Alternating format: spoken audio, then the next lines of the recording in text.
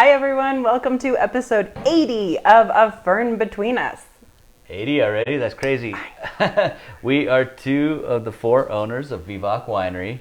My name's Jesse. And I'm Michelle. And today we are tasting the Wine Club wines that we sent out. So all of you members that are sitting at home tasting with us, write in what your thoughts are. Or if you picked up the Merlot and the Divino and are tasting with us, you can also participate. Anybody's allowed. It doesn't even matter if you're drinking it now or not. You can still watch. Yes, and then you can replay this when you do open them. There you go. Yeah. Good call. What are we drinking? So first we are drinking the Divino.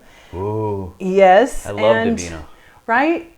Karen, get off. And the interesting thing that has happened with the Divino, a lot of people have actually talked about this, wondering why we stopped doing the artist labels. Ooh. And, we had 10 vintages that were absolutely fantastic. And the artists that we got to work with were just amazing. I mean, just some of the very top rung artists of New Mexico. Barbara Zering, Jim Vogel, David Hinsky, oh my gosh, there's been so many. Brendan Maldonado, so many incredible artists. It was an amazing experience, but it was also a lot of work to try to fine-tune what the art would be, if it was a reflection of what was in the bottle. There were lots of complications, and we were always pressed to a deadline, and that was a lot of pressure for the artists, a lot of pressure for us. Yeah. So we moved on to a really beautiful graphic that I love. It's not to say we won't ever revisit some kind of situation where we do use an artist on the label again, but it just to put ourselves in a box that we had to get that done every single year.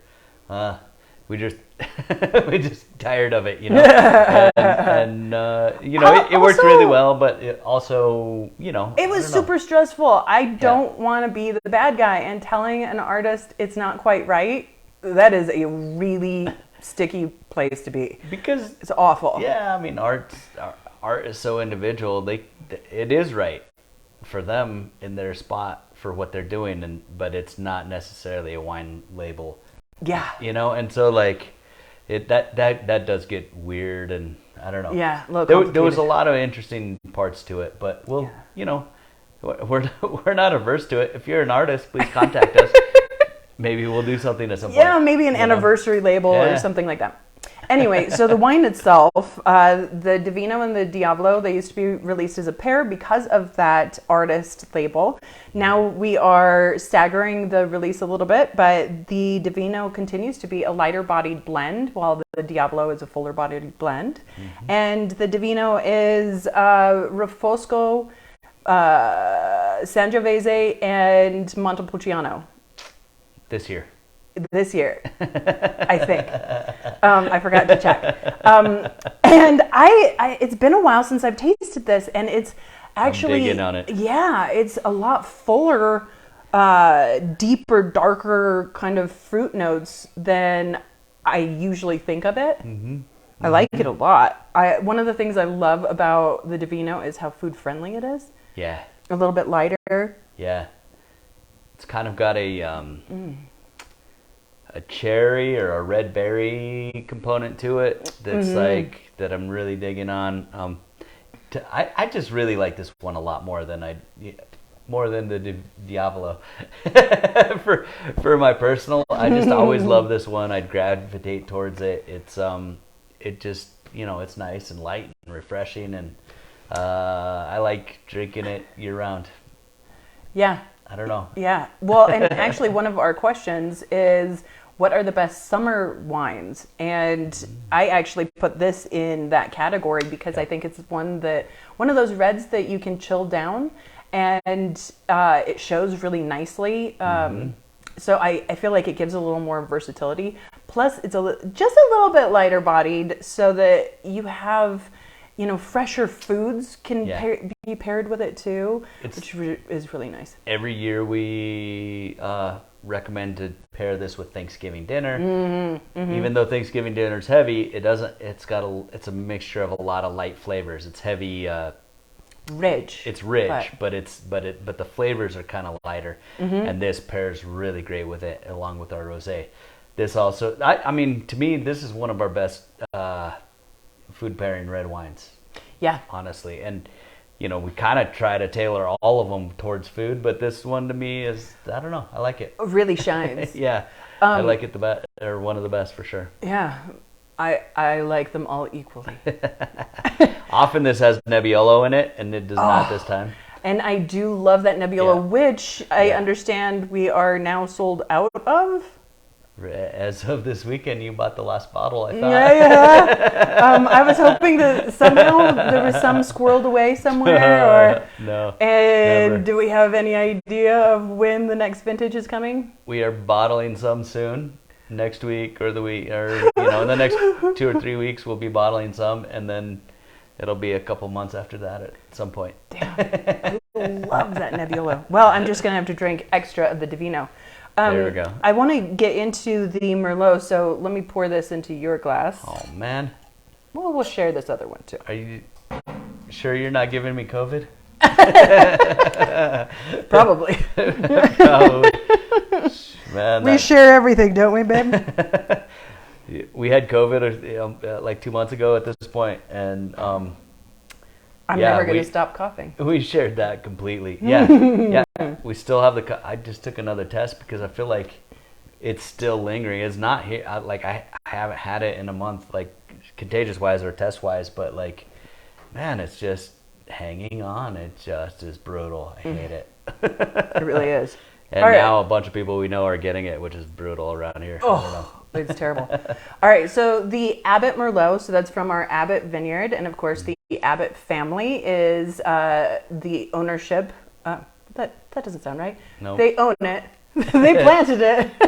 Yes.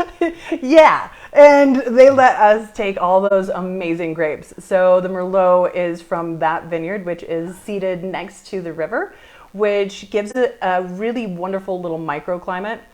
We also can get Syrah, Chardonnay, Cabernet, Cab Franc out of there too. So what is it that you like from the winemaking standpoint about the wines that come from that vineyard? I love this wine. I love all the wines out of that vineyard. It's Chris and I always love anytime we're dealing with such natural high acidities. To me, like that makes our winemaking job so much easier. Automatically gives it a pop. Automatically makes a food pairing wine. We don't have to add any acid, which often we do from grapes grown in the southern part of the state. We have the warm days, but we got really cool nights. Like we have really, really, really high acidities when we harvest, whether it's from our vineyard or from Velarde at the Abbot Vineyard. Either way, we get really, really high acidities, and that just makes winemaking. You get really, really high? Yeah.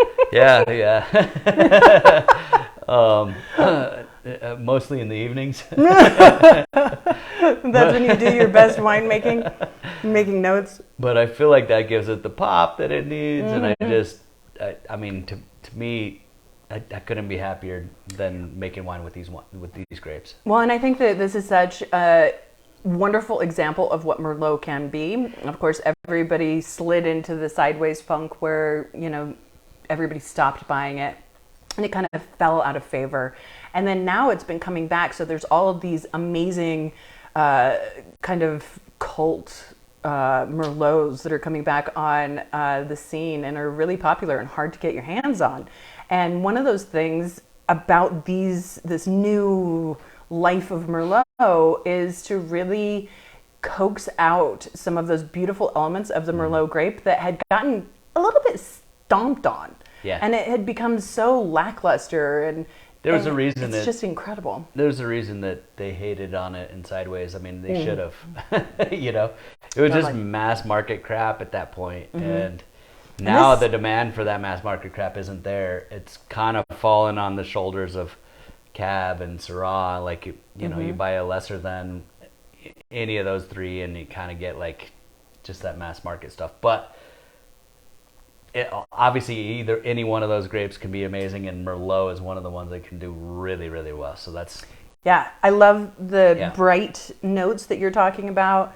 That acidity gives it this freshness to the fruit, so that it's ripe cherries and strawberries, but so fresh, and then the spicy finish. I love that, and it's got a nice structure too. So it's not this like hit you over the head huge Merlot that some people are still into, but really very versatile, I feel like. And it was awarded a silver at the Berlin Wine Trophy, so that's super exciting. And so I love when we get awards for some of these our estate vineyard grapes. When we get awards in Europe, it's almost always for something from our vineyard or from Abbot Vineyard. It's very European in style. Well, the Montepulciano just got a gold. Oh, that's true, Montepulciano. It's that's because from down you're south, just badass. Okay. Yeah, well. Exactly. All right. Well, hopefully you guys enjoy these wines. Let us know what you decide to pair with them. That's always fun. And let's get into the question. So, summer wines. Yes. We did mention this is a great summer red. What do you like as your summer wine? Of course, rosé would naturally go with summer, but I'm contrarian a little bit. So, oddly, I drink rosé and whites in the winter, and I drink reds in the summer. And I don't know what's wrong with me, but that's just kind of how it tends to be with me. So I don't know. Like my hankering is always, but I do dig on a lighter red. So like. The Nebbiolo was what we had at happy hour on Sunday, and that was just really hitting home. Unfortunately, that's out. Obviously, Divino, any Petit Verdot, which we don't have right now. This is a wonderful segment. Any of the kind of lighter Sangiovese. Sangiovese is a perennial awesome wine for the summer for me. I don't know. I'm really digging on all those. I mean, of course, the whites and rosés are.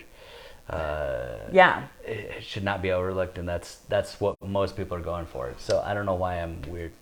Absolutely, and I think that you have a nice selection of whites on the list right now. Of course, the two rosés, the Chardonnay is one of my particular favorites.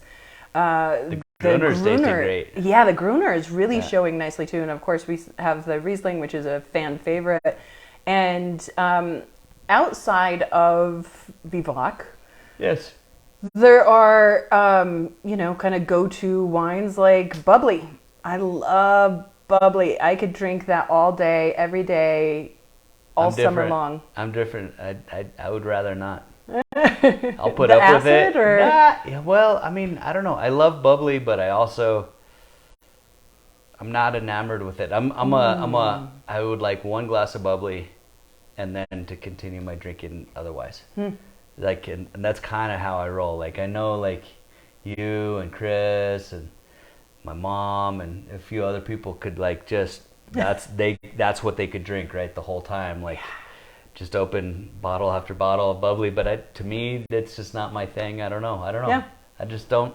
I don't know. It doesn't agree with my body chemistry to do that much bubbly. So outside of Vivac, I like once again similar stuff, but like Sauvignon Blancs are always fun. Sauvignon Blancs are amazing. No, we don't anymore. From New Zealand is especially amazing, but also Bordeaux or a bunch of other places. I like the Alsatian wines. We were just in Alsace. Yes.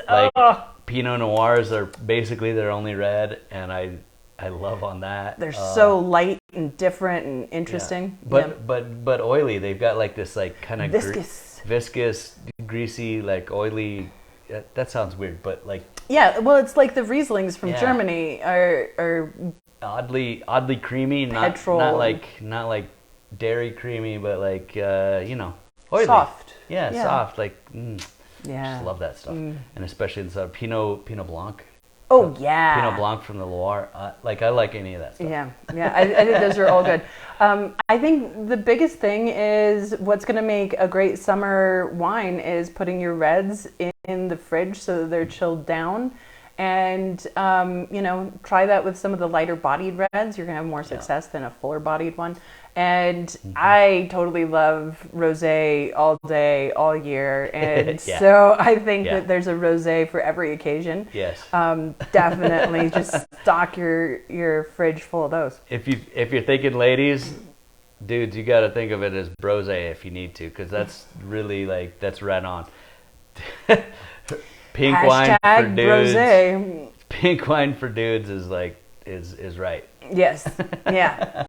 All right. So the next question is, how do you introduce someone to wine? A friend wants me to help her figure out wine, but I'm not sure where to start. I just want to be able to go to a wine bar on girls' night. Yes, that's tough. Let me I give understand that feeling too. Let me give it a stab, and then you'll correct all the stuff. Yeah. I think I kind of think jumping right in and leave the pretension out of it. Leave the knowledge, like you need to know these kind of deals, out of it. I think if you let that stuff come naturally, that'll keep a person from being intimidated by it. And I mean, if you go to a bar and you say, I want a beer, they're like, oh, would you like and they give you like 2 options, 3 options. Like, you're looking at a wine menu and it's like potentially 50, 200, SKUs long. It's just too much, and it's overwhelming for the first person, unless they take a class or something, or whatever. So what you want to do is just be like, you know what? Tell me what you like about this. Tell me what you don't like about this, and steer them that way. And then they can branch out. Then tell them what they like, and then they can branch out from there. That would be my guess. What do you think? Totally. I think that one of the biggest things, for sure, making it pleasant is a huge part of it. So if you guys are having a good time, make it lively, joke, and don't be afraid to try different things. And if she hates something, that's okay. It doesn't mean it's a bad wine. It doesn't mean that you can't drink it.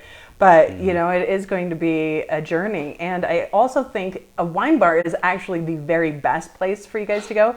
I think one of the best things you can do is have 2 different wines that you can contrast. So that, a fruitier Cabernet versus a more earthy Cabernet, they're going to be able to say, one, I can already tell you they're going to like the fruitier one right off the bat. If she's not a wine drinker, she's going to want fruity.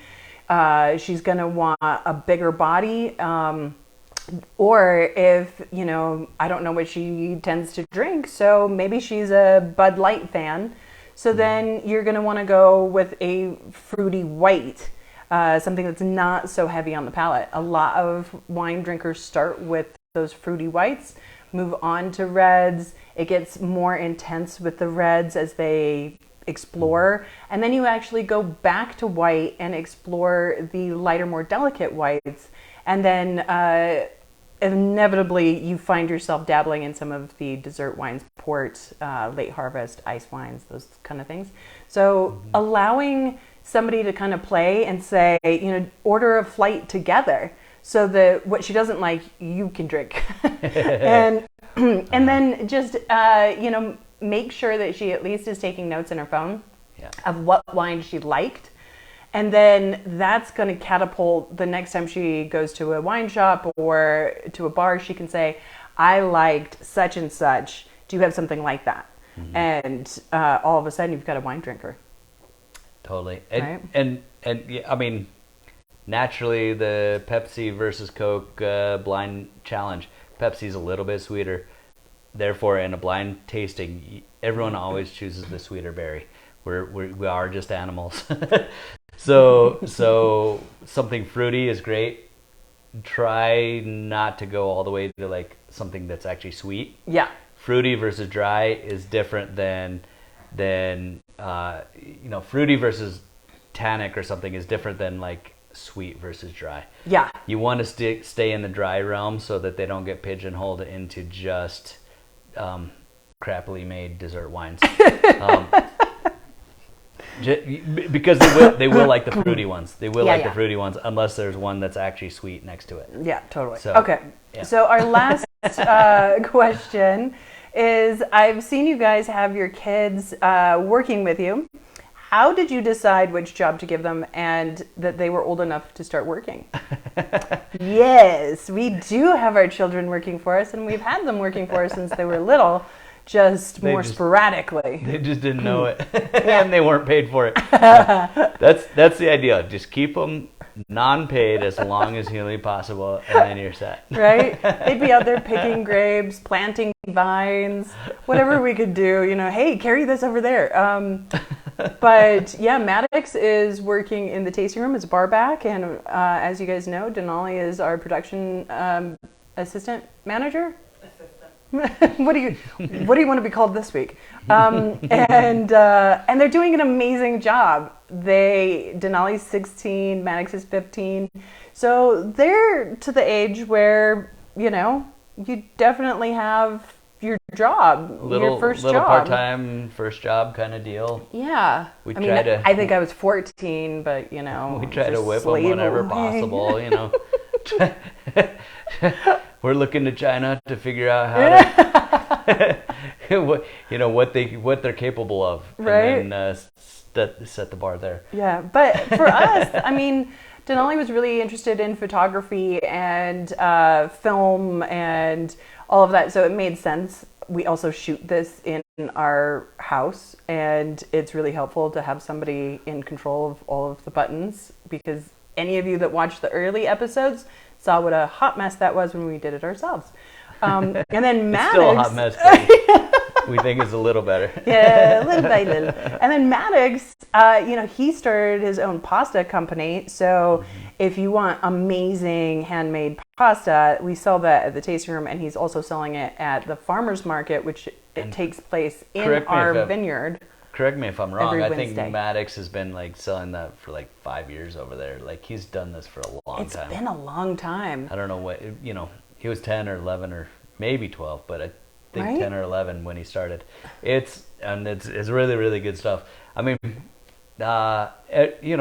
They see their parents working their butts off, and then also having lots of free time in lots of ways too. So hopefully they get the bug and want to do something, or maybe figure out something that they want to do on their own. But yeah, this is just a part-time thing for both of them, and yeah, we'll see where it goes. I do love that they are getting some of the behind the scenes of what we all do. It takes 4 of us to have our hand in a bunch of different projects, and I think that's really, really wonderful to have the kids be a part of it any way that they can. So the jobs will probably morph and change over time.